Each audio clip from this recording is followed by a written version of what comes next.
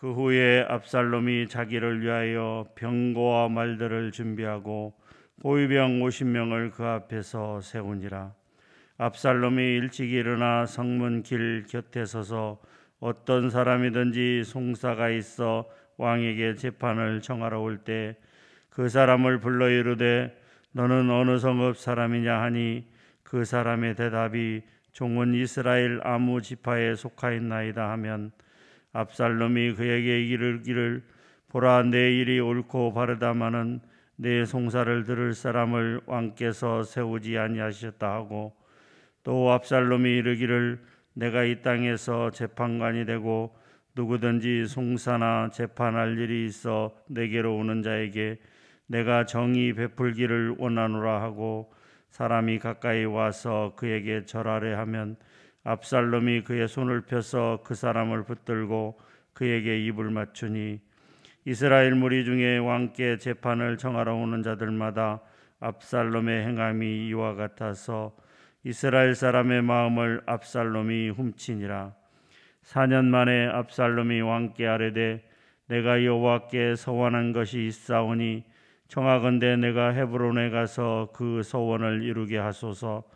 당신의 종이 아람 그술에 있을 때에 서원하기를 만일 여호와께서 반드시 나를 예루살렘으로 돌아가게 하시면 내가 여호와를 섬기리이다 하였나이다.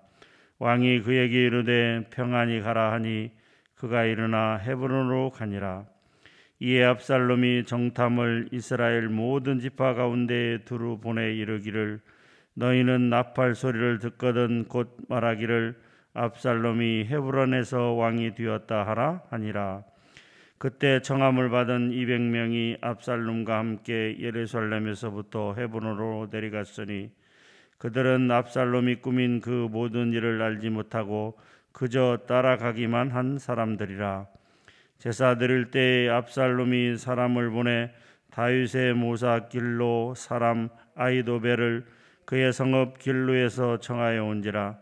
반역하는 일이 커가매 압살롬에게로 돌아오는 백성이 많아지니라. 전령이 다윗에게 와서 말하되 이스라엘의 인심이 다 압살롬에게로 돌아갔나이다 한지라. 다윗이 예루살렘에 함께 있는 그의 모든 신하들에게 이르되 일어나 도망하자. 그렇지 아니하면 우리 중 한 사람도 압살롬에게서 피하지 못하리라. 빨리 가자. 두렵건대 그가 우리를 급히 따라와 우리를 해하고 칼날로 성읍을 칠까 하노라. 왕의 신하들이 왕께 이르되 우리 주 왕께서 하고자 하시는 대로 우리가 행하리이다. 보소서 당신의 종들이니이다 하더라. 왕이 나갈 때에 그의 가족을 다 따르게 하고 후궁 10명을 왕이 남겨두어 왕궁을 지키게 하니라. 왕이 나가매 모든 백성이 다 따라서 벳메르하게 이르러 멈추었으니 그의 모든 신하들이 그의 곁으로 지나가고 모든 그렛 사람과 모든 블렛 사람과 및 왕을 따라 가드에서 온 모든 가드 사람 600명이 왕 앞에서 행진하니라. 그때 왕이 가드 사람 이때에게 이르되 어찌하여 너도 우리와 함께 가느냐? 너는 쫓겨난 나그네이니 돌아가서 왕과 함께 내 곳에 있으라. 너는 어제 왔고 나는 정처 없이 가니 오늘 어찌 너를 우리와 함께 떠돌아다니게 하리요? 너도 돌아가고 내 동포도 데려가라. 은혜와 진리가 너와 함께 있기를 원하노라 하니라.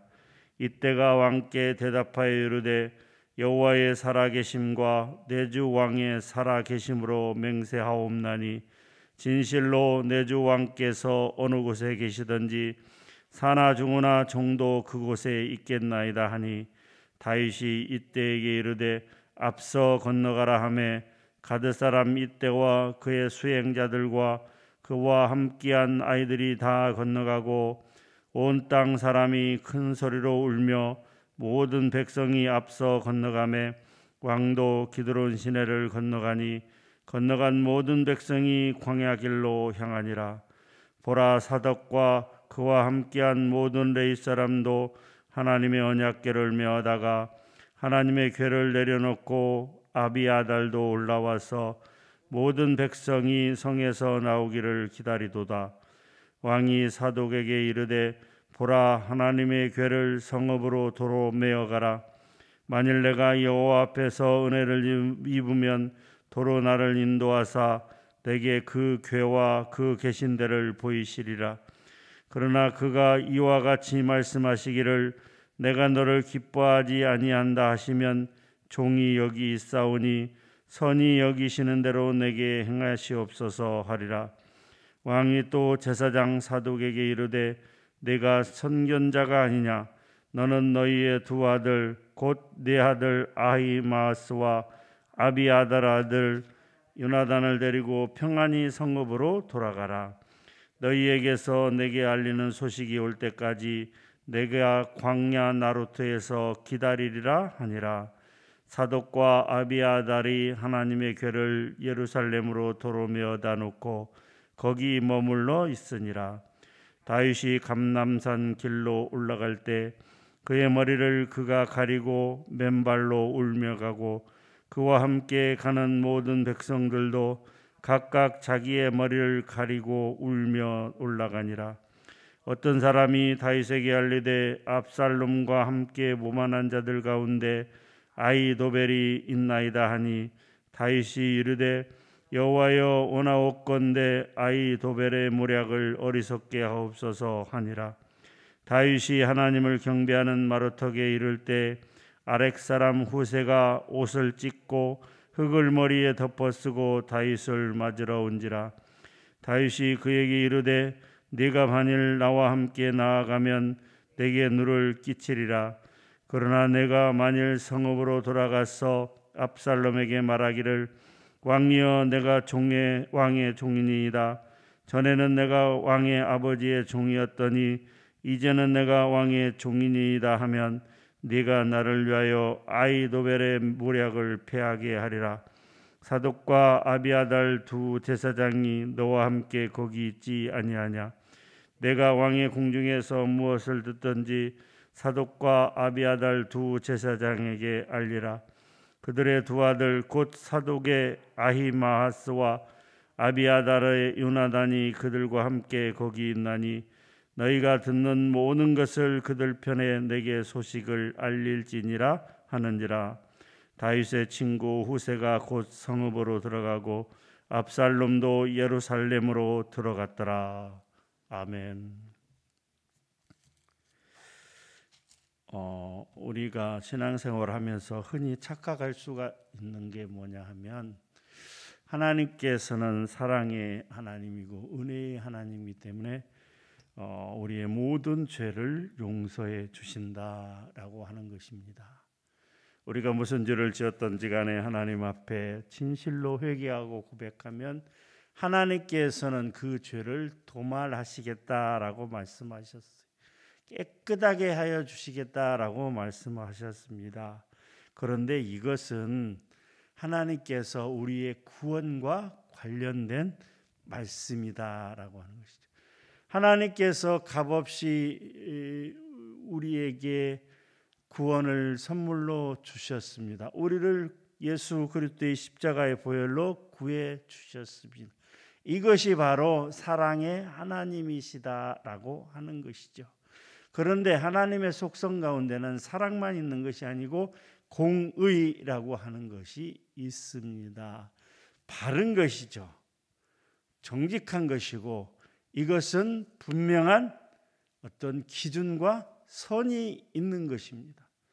다시 말씀드리면 하나님께서는 공의의 하나님이시기 때문에 그 죄에 대한 대가를 분명히 물으신다라고 하는 것입니다.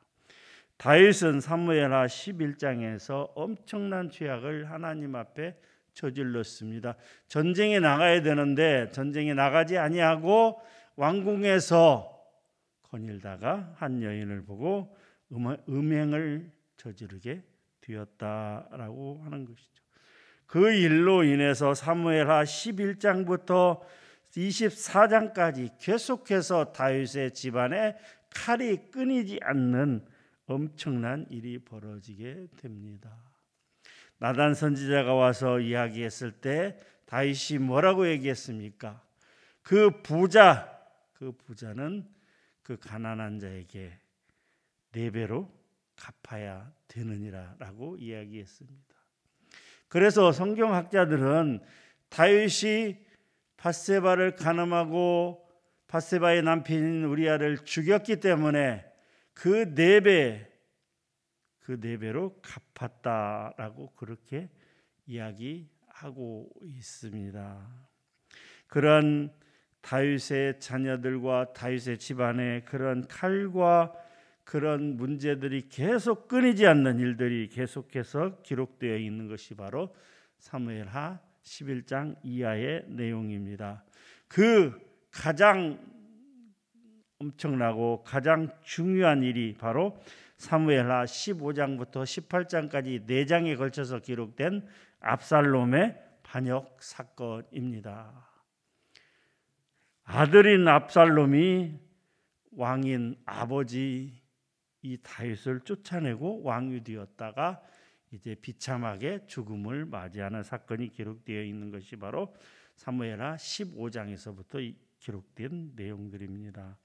먼저 1절부터 12절까지 내용을 보게 되면 압살롬이 이제 예루살렘으로 돌아와서 다윗과 화해를 하고 이제 4년 동안 반역을 준비하는 내용이 기록이 되어 있습니다. 압살롬이 요압의 주선을 통해 다윗과 화해한 것은 그가 왕자로서의 본래 위상을 되찾았음을 의미합니다. 그래서 왕자로서의 위상을 되찾게 되자 그는 차곡차곡 반란을 준비하게 되는데요.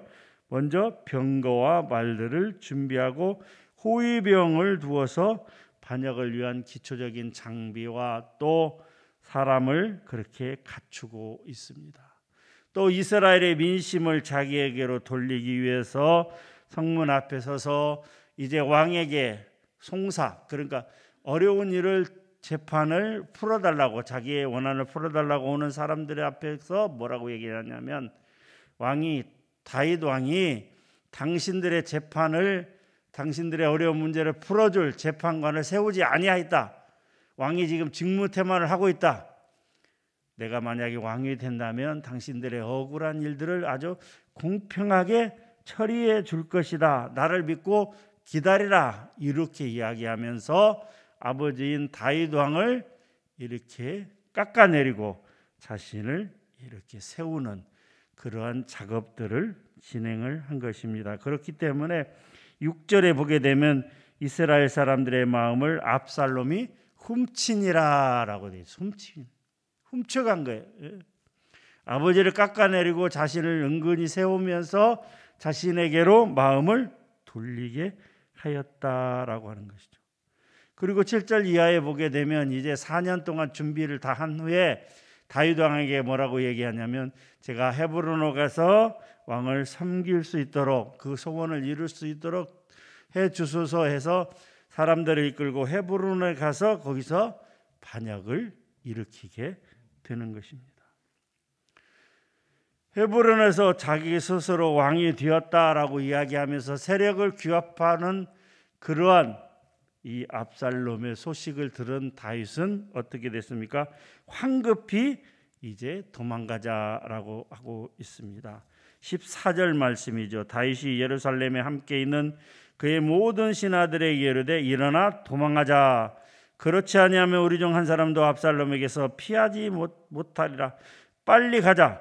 두렵건대 그가 우리를 급히 따라와 우리를 해하고 칼날로 성읍을 칠까 하노라. 헤브론에서 스스로 왕이 되었다는 소식을 들은 그런 다윗은 압살롬을 피해서 예루살렘 성을 버리고 후궁 10명만 남겨두어 예루살렘 성을 지키게 하고 도망을 가게 되는 것입니다. 그런데 우리가 이 장면에서 이해를 할 수 없는 것은, 아무리 헤브론에서 이제 그 압살롬이 반역을 시작하였다 하더라도 사실 예루살렘 성은 워낙 고지되어 있는 성이고 견고한 난공불락의 성이었으며, 또한 압살롬보다는 다윗을 따르는 군사들이 훨씬 더 많았다라고 하는 것이죠. 그렇기에 굳이 예루살렘 성을 버리고 도망할 이유가 없었다라고 하는 것이죠. 그리고 또 다윗 자신이 어떤 사람이었습니까? 전쟁에 나갈 때마다 승리하고 전쟁을 어떻게 해야 되는 알고 있는 전쟁터에서 잔뼈가 굵은 용사였다라고 하는 것이죠. 그러면 왜 다윗이 도망갔을까? 이에 대해서 성경학자들은 자신의 죄에 대한 하나님의 징벌이라고 생각을 했기 때문이다라고 이야기하는 것입니다.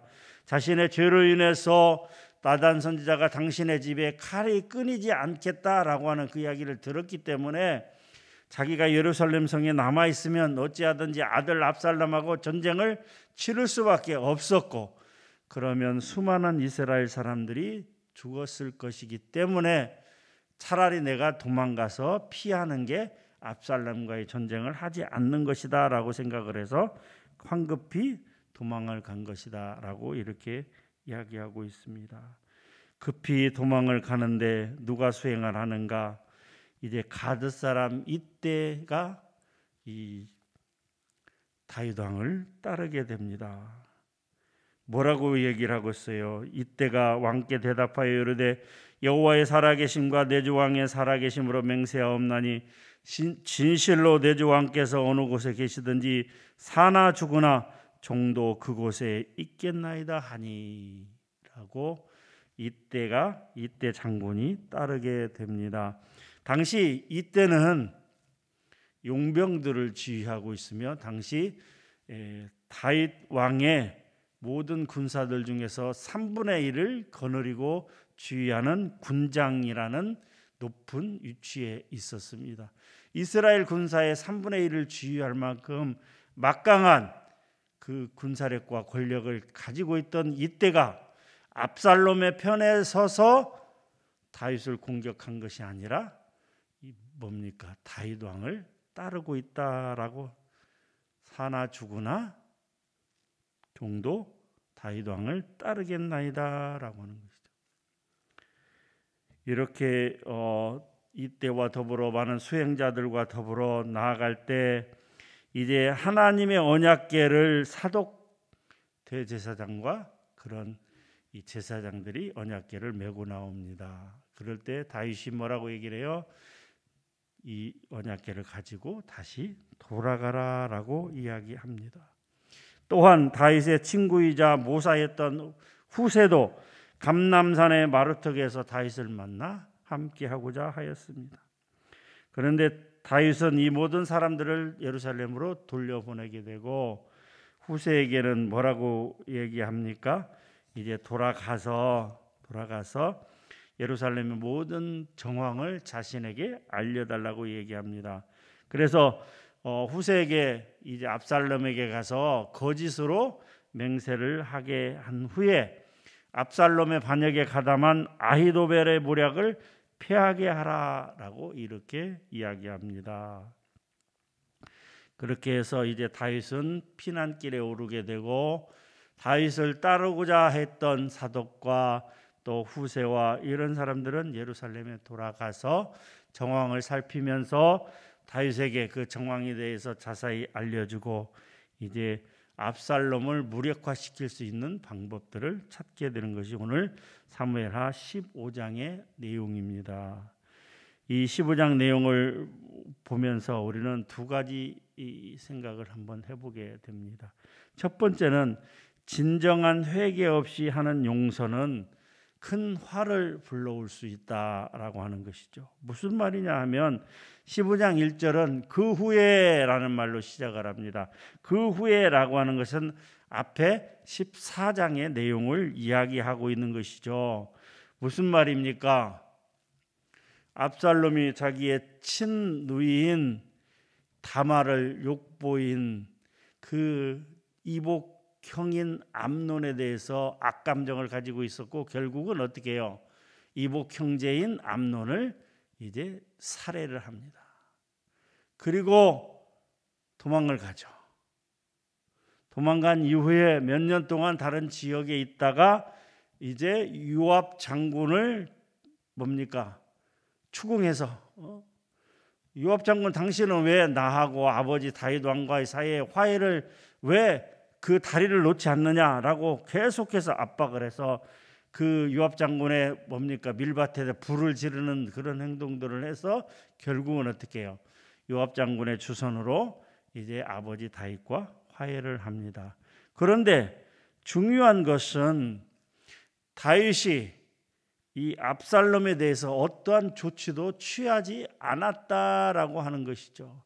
그냥 그저 자기 형제인 암논을 죽인 것을 이렇게 좀 언짢게 생각하는 정도였지 그 일에 대해서 분명히 하나님 앞에 회개를 시키거나 하는 그런 일들이 없었다라고 하는 것이죠. 만약에 압살롬이 그 살인죄에 대해서 분명한 책임을 지고 뉘우치도록 했다면 어쩌면 이러한 일들은 벌어지지 않았을 수도 있다라고 하는 것이죠. 그렇습니다. 누가 우리에게 무언가를 잘못했을 때, 다른 성도가 큰 죄를 저질렀을 때 그를 위해서 그냥 그럴 수도 있다라고 그렇게 용서하는 것이 진정한 용서가 아니다라고 하는 것이죠. 그거에 대한 분명한 책임을 지고 또 회개하도록 권면한 것이 진정한 용서이다라고 하는 것이죠. 용서라고 하는 것은 내가 내 마음대로 용서하겠습니다라고 해서 용서가 되는 것이 아니다라고 하는 것입니다. 그것은 먼저 하나님 앞에 그 죄에 대해서 분명한 회개가 먼저 있어야 된다라고 하는 것이죠. 그렇게 했을 때 그 사람이 다시는 그러한 죄악을 범하지 않는다라고 하는 것을 우리가 말씀을 통해서 알 수 있기 때문에 당장은 그 사람의 기분을 상하게 할지라도 그렇게 하는 것이 하나님의 말씀대로 하는 것입니다. 먼저 하나님 앞에 당신의 죄에 대해서 철저히 회개하시오 라고 이야기해 줄 수 있는 그것이 바로 진정한 용서다. 그러할 때 그 이후에 다른 문제가 생기지 않는 것입니다. 만약에 어떤 사람이 자기의 자식을 죽였다고 칩시다. 내가 하나님의 사랑으로 당신을 용서합니다 라고 했을 때 그 사람이 나중에는 더 큰 죄악을 저지를 수밖에 없다라고 하는 것이죠. 또 한 가지는 다윗에게는 수많은 돕는 자들이 있었다라고 하는 것이죠. 방금 말씀드린 것처럼 가드 사람 이때와 수많은 따르는 동행자들이 있었고, 이제 다윗이 사울 왕을 피해 다닐 때에도 600명의 쫓는 무리가 있었는데 이번에도 수많은 수행자들이 함께 있다라고 하는 것입니다. 이때가 있었죠. 사독이 있었죠. 후세가 있었죠. 이것은 무엇을 의미하는 것입니까? 비록 다윗의 죄악으로 말미암아서 심판을 받고 징계를 받는 과정이라 할지라도 하나님께서 다윗과 함께 하셨다라고 하는 것이죠. 특별히 아히도벨의 그 모략을 어리석게 해달라고 하나님 앞에 간구했다라고 31절에 기록되어 있습니다.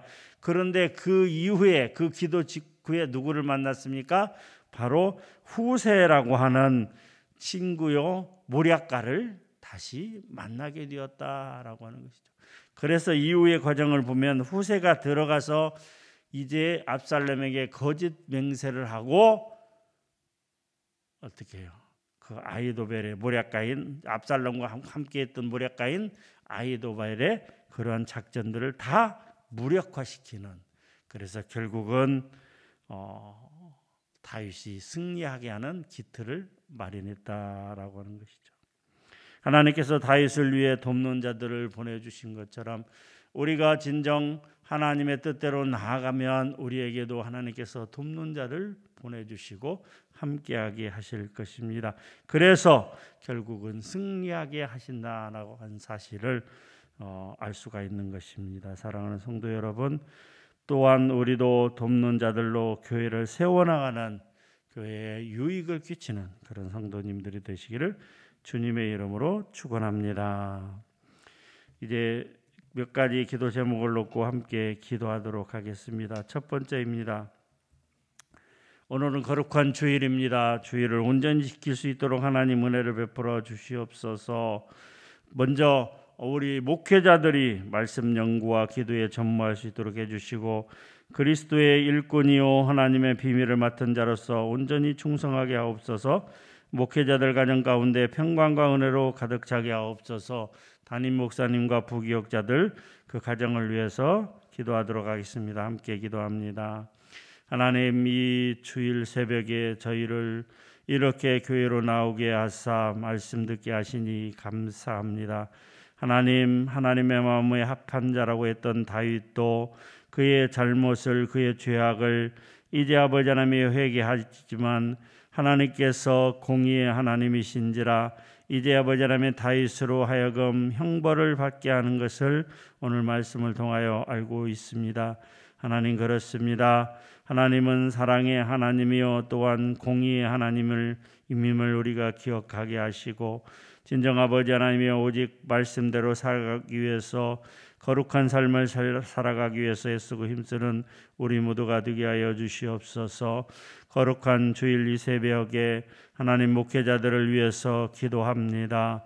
아버지 하나님, 김석고 담임 목사님, 또한 이창임 목사, 신영은 목사, 또 이장희 목사, 서진 목사, 정성재 선교사, 또 양희정 간사까지 이제 아버지 하나님 거룩한 주일 하나님 이곳저곳에서 드려지는 모든 예배 가운데 하나님 함께하여 주시고 특별히 하나님의 말씀을 들고 단위에 서는 모든 목회자들을 기억하여 주시며 하나님의 말씀을 바로 증거하기 위해서 애쓰고 힘쓰는 오늘 하루 될 수 있도록 도와주시옵소서.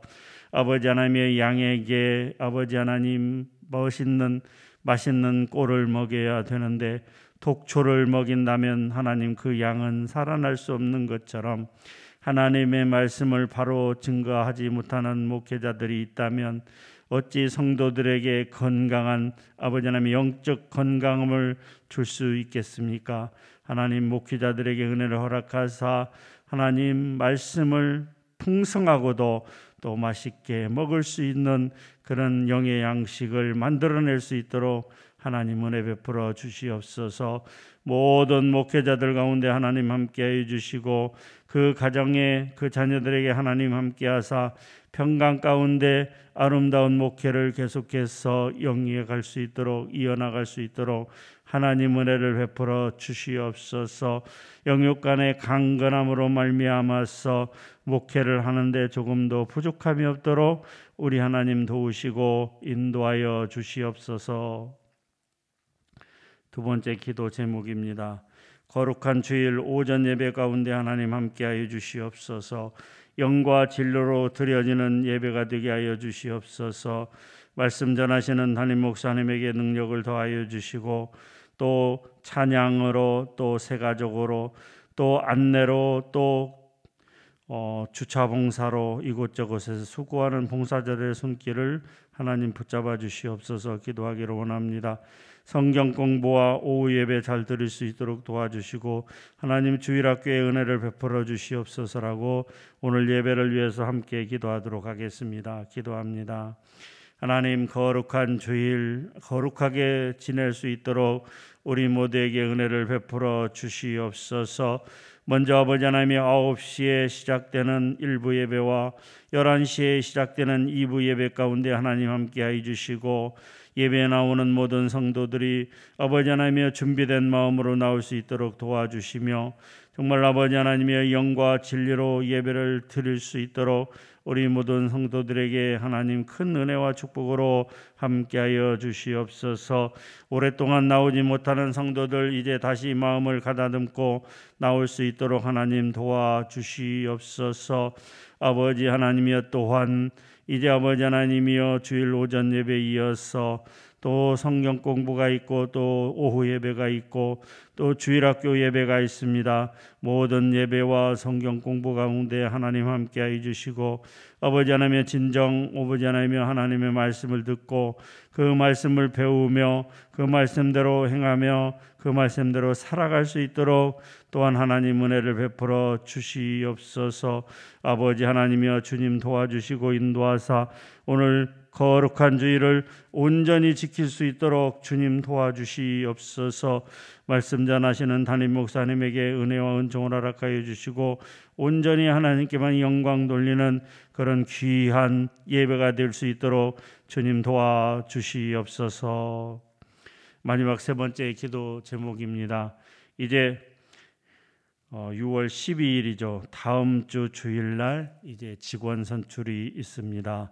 장로, 안수집사, 권사 후보자들을 이제 선출하는 선거가 있습니다. 하나님 함께하여 주시고 이번 직원 선출을 통해서 더욱더 교회가 하나 될 수 있도록 은혜 베풀어 주시옵소서. 정말 하나님께서 지혜를 허락하사 평안 가운데 모든 일정이 아름답게 마무리될 수 있도록 도와주시옵소서. 직원 선출을 위해서 함께 기도하도록 하겠습니다. 거룩하신 아버지 하나님 감사합니다. 교회를 위해서 또 주를 위해서 봉사하는 봉사자들을 뽑는 선거가 다음 주 주일에 있습니다. 오늘 이제 후보자들에 대한 모든 이력이 이제 성도들에게 나가고 또 성도들은 그것을 보고 기도하면서 하나님 진정한 일꾼이 누구입니까? 라고 기도하면서 한 주간을 또 보내게 될 것입니다. 하나님, 이 아버지 하나님의 대상자 안에 있는 모든 사람들이 진정으로 하나님을 사랑하지만 특별히 아버지 하나님 주를 위해서 봉사할 일꾼들을 뽑으니 하나님께서 필요한 사람이 뽑힐 수 있도록 도와주시고 아버지 하나님 진정 이 아버지 하나님의 직원 선출에 대한 모든 과정이 은혜롭게 진행될 수 있도록 도와주시며 온전히 하나님께 영광 돌리는 이 직원 선출될 수 있도록 주님 도와주시고 인도하여 주시옵소서. 거룩한 주일입니다. 함께하여 주시옵소서. 좋으신 아버지 하나님 감사합니다. 이 시간 새벽에 이 주일 새벽에 나와서 하나님 새벽 기도회로 함께하여 주시니 감사합니다. 거룩한 주일 온전히 지킬 수 있도록 도와주시고 하나님께 영광 돌리는 그런 하루 될 수 있도록 인도하옵소서. 감사합니다. 예수님의 이름으로 기도하옵나이다. 아멘.